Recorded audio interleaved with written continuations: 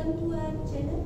हम लोगों की ये धारणा होती है कि कम्युनिकेशन का एकमात्र माध्यम लैंग्वेज होती है, चाहे वो हिंदी हो, इंग्लिश हो, फ्रेंच हो या इंडिया की बहुत सारी लैंग्वेजेस हैं जो तमिल है, कन्नड़ है, etcetera. But communication begins before you open your mouth.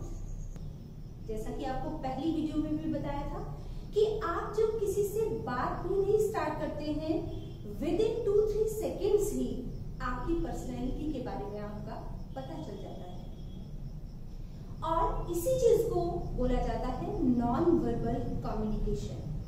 और वो नॉन वर्बल कम्युनिकेशन कैसे पता चलता है? आपकी बॉडी लैंग्वेज से।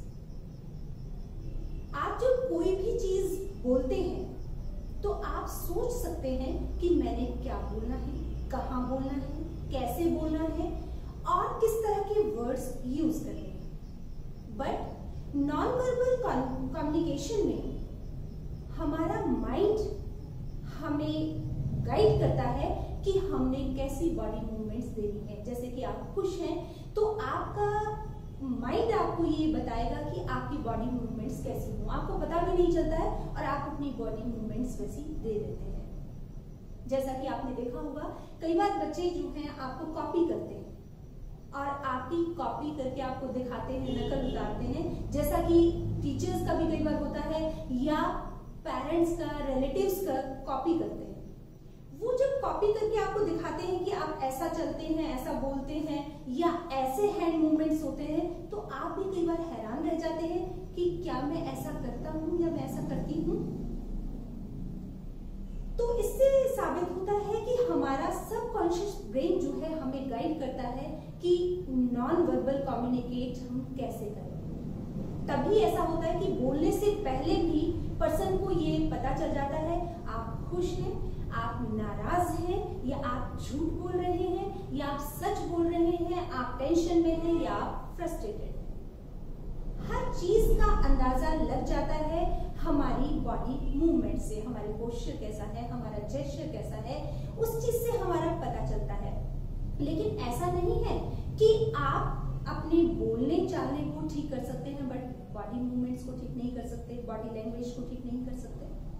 आप कर सकते हैं, उसके लिए आपको प्रैक्टिस करनी होगी, क्योंकि personality development is all about practice. आपके वर्ड्स जो आप बोल रहे हैं वो तो अहमियत रखते ही हैं, but the way you sit, you stand, your facial expressions, your gesture, your posture से more than the words you are using. इसके लिए आपको अपनी बॉडी लैंग्वेज के बारे में जानना बहुत जरूरी है। आज हम इस वीडियो में आपको बताएंगे कि बॉडी लैंग्वेज कैसी अच्छी होती है और कौन सी चीजें हमें नहीं करनी चाहिए या किस तरह की बॉडी लैंग्वेज का क्या मीनिंग होता है। फर्स्ट अगर आप देखते हैं, फर्स्ट में एकदम मिलते ही आपका ध्यान दूसरे के फेस पे जाता है, तो आप बिना बोले भी समझ जाते हैं या उनके बिना बोले भी बहुत कुछ समझ आ जाता है कि वो किस तरह के मूड में है, क्या कहना चाह रहे हैं। जैसे आपने सुना भी होगा कि आईज जो हैं आपके बोले बिना भी आंखें बहुत कुछ कह जाती हैं। तो आपकी आईज, आपकी आईब्रोज, आपकी स्माइल, ये सब चीजें ये शो करती हैं कि आपका कितना इंटरेस्ट है जो अगला पर्सन आपसे बात कर रहा है। तो हमेशा अपनी बॉडी लैंग्वेज को बहुत पॉजिटिव रखें और आप जो बात कह रहे हैं उसके साथ उसकी तालमेल भी होनी बहुत जरूरी है। क्योंकि अगर आप बॉडी लैंग्वेज कोई और दे रहे हैं और आप कह कुछ और रहे हैं, वर्ड्स कुछ और निकल रहा है, तो वो मैसेज इतना स्ट्रांग नहीं जाता है जितना आप देना चाहते हैं। बॉडी लैंग्वेज में हमें इन पार्ट्स का ध्यान रखना होता है, जैसे फेस, हैंड्स, टॉर्सो यानी कि आपका ऊपरी हिस्सा, लेग्स एंड फीट। सबसे पहले अगर हम बात करें तो आईज की, आईज कई लोग आईज की बात करें तो आईज कई लोग बहुत ज्यादा ब्लिंक करते हैं बात करते हुए। बहुत ज्यादा आईज ब्लिंक करना, दिस इज रॉन्ग। ये अविश्वास का प्रतीक है। और अगर आप बात करते हुए आंखें रगड़ते हैं, अपनी आंखों को रगड़ते हैं, तो ये भी अविश्वास का प्रतीक है या सामने वाले को बहुत बुरा लगता है। और अगर आप बात करते हुए नोज को बार बार टच करते हैं तो it means you are telling a lie, आप झूठ बोल रहे हैं। और अगर आप बात करते हुए उबासी लेते हैं बीच बीच में, तो दूसरे पर्सन के लिए ये बहुत ही ऑकवर्ड सी सिचुएशन हो जाती है।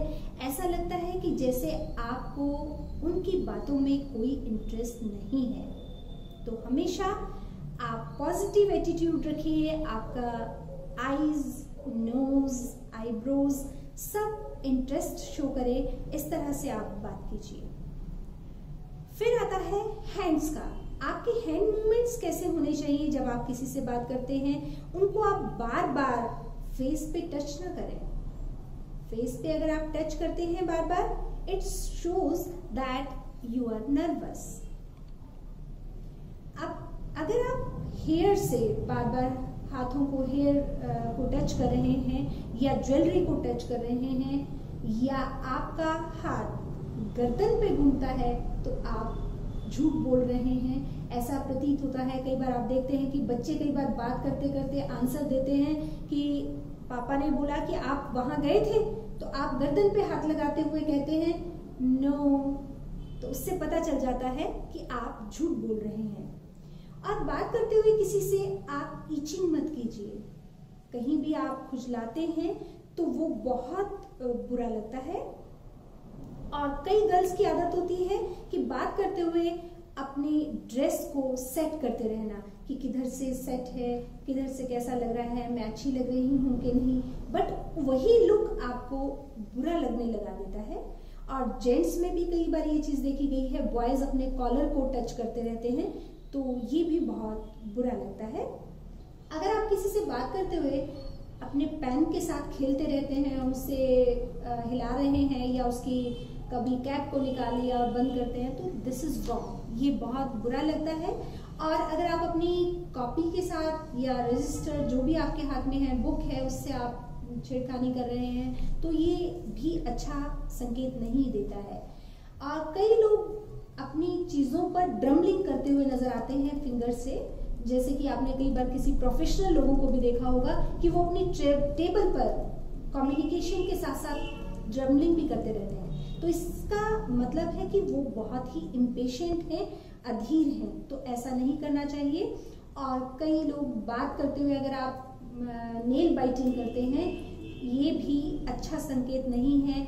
आप इससे पता चलता है कि आप फ्रस्ट्रेटेड हैं या आप किसी चीज से टेंशन में हैं।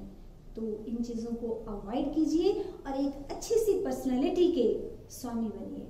तो आप लोगों का ज्यादा टाइम न लेते हुए आज फेस और हैंड्स के बारे में ही आपको बताया, और नेक्स्ट वीडियोस में हम आपको टॉर्सो के बारे में, लेग्स, फीट के बारे में बताएंगे कि आपको क्या करना चाहिए और क्या नहीं करना चाहिए। और आप लोग बने रहिए हमारे साथ। Be positive, be happy, stay blessed. Thanks for watching. आपको हमारा वीडियो कैसा लगा? अगर अच्छा लगा तो लाइक कीजिए, शेयर कीजिए, सब्सक्राइब कीजिए और बेल आइकन को प्रेस करना मत भूलिएगा, जिससे हमारी सभी अपडेट्स आप तक पहुंचती रहें। Thank you.